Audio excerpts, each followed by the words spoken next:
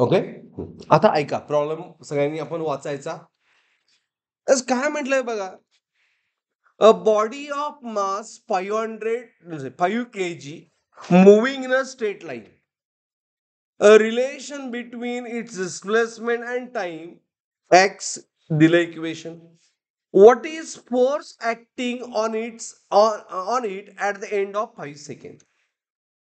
What is force acting on it at the end of 5 seconds? बरोबर? Is it clear? आता लक्ष द्या, काय काय दिलंय बघा. बॉडीचं मास दिलंय किती? बॉडीचं मास किती दिलंय?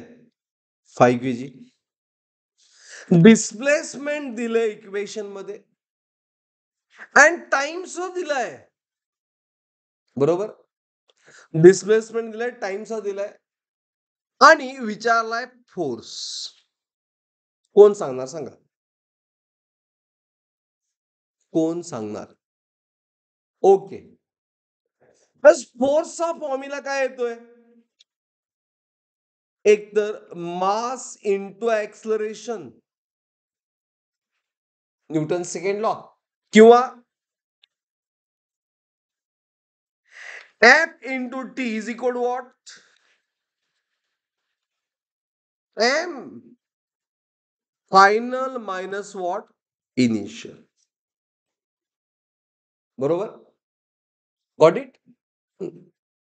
आता हे फोर्स फाइंड करण्यासाठी मास दिलंय काय? दिलंय.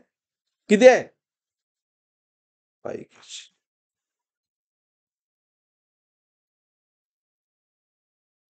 आणि डिस्प्लेसमेंट दिलंय x.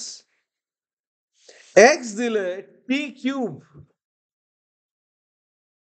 Minus 2t minus 10.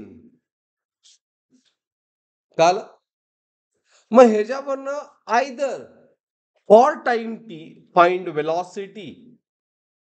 Okay. मग त्याला किंवा ऍक्सलरेशन. मग कसं फाइंड करायचं? डिस्प्लेसमेंट दिलंय आपलं, लॉस ऑफ मोशन नाही, मोशन प्लेन मधला प्रॉब्लेम आहे हा. हाफ. तर व्ही पहिल्यांदा फाइंड केलं मी. व्हीचा फॉर्म्युला काय येतोय? Dx by dt. ह्या केसमध्ये डीएक्स बाय डीटी. आणि ए चा फॉर्म्युला काय येतोय? Dv by dt. कळाला प्रॉब्लेम? कोणाला काल सांगा. म्हणजे F equal M N S M known आहे. ए फाइंड करायचं. ए कसं फाइंड करणार? Dv by dt. ओके. मग आता ह्यामध्ये काय करायला पाहिजे आपल्याला? एक्स दिले आणि ए फाइंड करायचं आहे. We have to do integration or derivative. X दिले आणि व्ही फाइंड व्हीचा फॉर्म्युला काय? Dx by dt. म्हणजे डीएक्स बाय डीटी म्हणजे काय? डेरिव्हेटिव्ह. बरोबर आहे ना? मला सांगा आता, differentiate with respect to time केलं, काय करत नाही डेरिव्हेटिव्हला? बरोबर. एस 3t क्यूब आहे. मग 3 पॉवर मल्टिप्लाय झालं टी. आणि हा पॉवर मध्ये एक मायनस आहे. 3 मायनस 1 2 मायनस 2t. टीचं डेरिव्हेटिव्ह काय असतंय?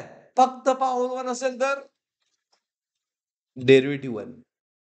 अँड मायनस 10चं डेरिव्हेटिव्ह काय असणार? 0. Is it clear? अंडरस्टूड? मग हे काय मिळालं आपल्याला? व्ही मिळालं किती?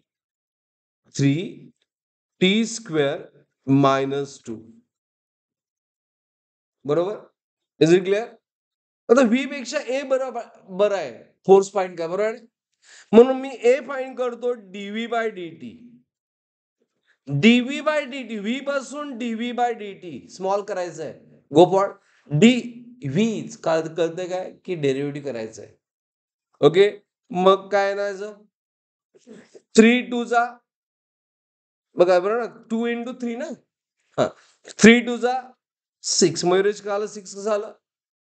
श्रद्धा का आलं? उगाच होय म्हणू नका, खरंच सोपं होतं. ह्या पॉवरनं ह्या कोइफिशियंटला मल्टिप्लाय करायचं.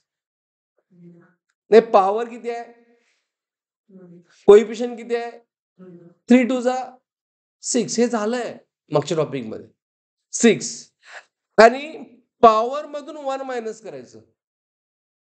2 मायनस 1 1 म्हणून टी. -2 आहे, काहीच नाही आहे, तो व्हेरिएबल कॉन्स्टंट. डेरिव्हेटिव्ह काय असतं, 0. लिहायची गरज नाही. मग डीव्ही बाय dt किती आलं, ए. डीव्ही बाय dt म्हणजे ए. टाइम किती दिलाय, A is 60. Is it clear. Plus time किती दिलाय, टाइम दिला किती, 5 सेकंड. मग इट इज 6 into 5 किती, 30 मीटर पर सेकंड स्क्वेअर. अंडरस्टूड. आणि मग फोर्स किती असतोय, मास इंटू ऍक्सलरेशन. मास किती दिलंय, 5 इंटू ऍक्सलरेशन किती आहे, 30. So it is how much, 150 metre per 150 newton is option. Nothing but which option? Option C. Okay. Yeah. एक मिनिट.